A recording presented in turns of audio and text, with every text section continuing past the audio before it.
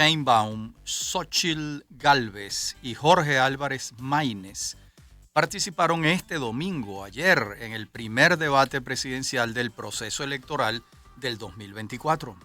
En el encuentro se tocaron temas relacionados a salud, a educación, al combate a la corrupción, a la violencia, a la discriminación.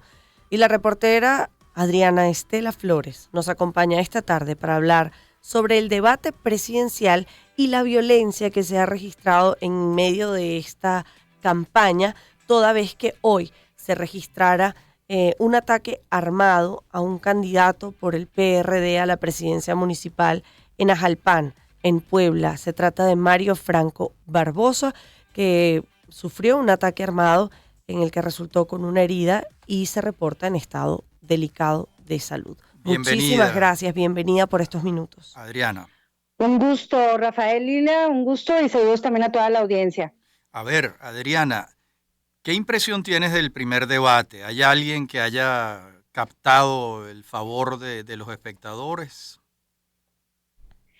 Bueno, el primer debate, Rafael Lila, se caracterizó en primer lugar porque es la primera vez que vimos, causó mucha expectativa porque fue el primer encuentro ya en vivo de las tres personas que aspiran a gobernar México tras las elecciones o una vez que se realicen las elecciones del próximo 2 de junio. Fue un debate que se caracterizó, como pudimos ver anoche, apreciar a partir de la transmisión del INE, se caracterizó por la confrontación, por los ataques, las críticas, los cuestionamientos que se hicieron entre los aspirantes, sobre todo entre las dos mujeres, que es Xóchitl Gálvez, la candidata de la coalición formada por los partidos PAN, PRI y PRD, y la de Morena, Partido del Trabajo y el Verde Ecologista, Claudia Sheinbaum, quien representa a el movimiento de la llamada Cuarta Transformación. En tercer lugar vimos al candidato también Jorge Álvarez Maínez de Movimiento Ciudadano, quien pues criticó a Gálvez, pero pues él más que nada pues estuvo exponiendo cuáles fueron sus propuestas. Pero lo que sí llamó la atención de este debate fueron dos cosas: el nivel de la tensión del ataque que se dio entre las candidatas que se están disputando la presidencia y que podría una de ellas llegar a encabezar el Poder Ejecutivo, y también el formato, porque el formato pues en el que se incluyeron por primera vez preguntas de la ciudadanía que enviaron ciudadanas y ciudadanos al Instituto Nacional Electoral, pues se trató de un formato que en ocasiones fue confuso, que en ocasiones también hizo que candidatas pues querían replicar a una pregunta, pero luego las personas moderadoras, el periodista y la periodista, pues les hacían otras preguntas, así que por un momento se volvió en situaciones confusas. Y también llamó mucho la atención los errores en el cronómetro del INE, que le quitaron tiempo, por ejemplo, a la candidata Sheinbaum. Hubo ahí errores en el cronometraje, lo cual pues fue cuestionado por las mismas personas candidatas y también por los moderadores que estuvieron precisamente moderando el encuentro, Denise Merker y Manuel López San Martín. Fue, digámoslo así, el primer encontronazo, como le llamamos aquí en México, entre los aspirantes, y el aspirante, donde, y pues lamentablemente no se vieron muchas propuestas, sino más bien este carácter de confrontación y estos cuestionamientos que se hicieron sobre todo entre Gálvez y Sheinbaum. Ahora, Adriana, no me gustaría dejar por fuera el hecho de violencia política en el contexto de una campaña, sobre todo cuando el tono de esta disputa o de la carrera presidencial ha estado marcado en este primer debate por los choques y las acusaciones entre una y otra candidata, pero también estamos viendo que a escala local hay violencia contra candidatos que aspiran a gobernaciones y alcaldías en el país.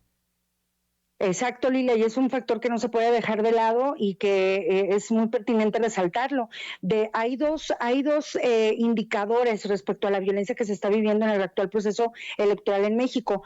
De acuerdo con los datos del gobierno federal, que acaba de publicar hace unos días su reporte, van 15 personas candidatas y precandidatas asesinadas en el proceso electoral y se han presentado 108 solicitudes de protección a las autoridades federales. Sin embargo, hay otras organizaciones que manejan datos o cifras superiores. Una de ellas, por ejemplo, es el Laboratorio Electoral, que ha señalado que desde que inició el proceso van 58 personas aspirantes que han sido asesinadas, a lo cual también se suman secuestros, amenazas, entre otro tipo de agresiones que están enfrentando diversas personas candidatas, y hay estados también en donde se ha registrado este tipo de agresiones, como es Guerrero, Michoacán, Guanajuato, entre otros que son considerados aquí en México, les llamamos focos rojos en materia de violencia electoral. No es nuevo, en 2018 también ocurrieron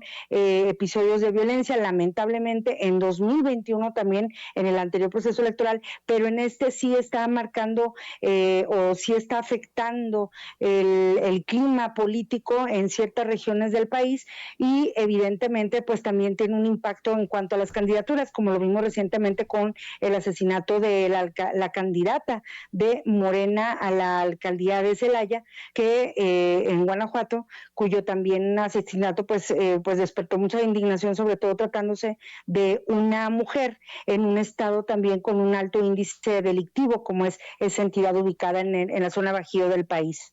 Ahora, 58 candidatos asesinados es Sí, una cifra que estremece, escalofriante. realmente escalofriante los niveles de violencia política que se están viviendo en México, ¿no? Son datos que evidentemente sí impactan, sí tienen un impacto, y no es la primera vez que se resalta esta situación. Ya en el 2021, en el Consejo del INE, hubo diversos consejeros y representantes de partidos políticos que alertaban acerca de la preocupación que había en estados como Michoacán, donde en ciertos municipios como el de Aguililla había candidatos que ya no querían contender por un cargo de elección.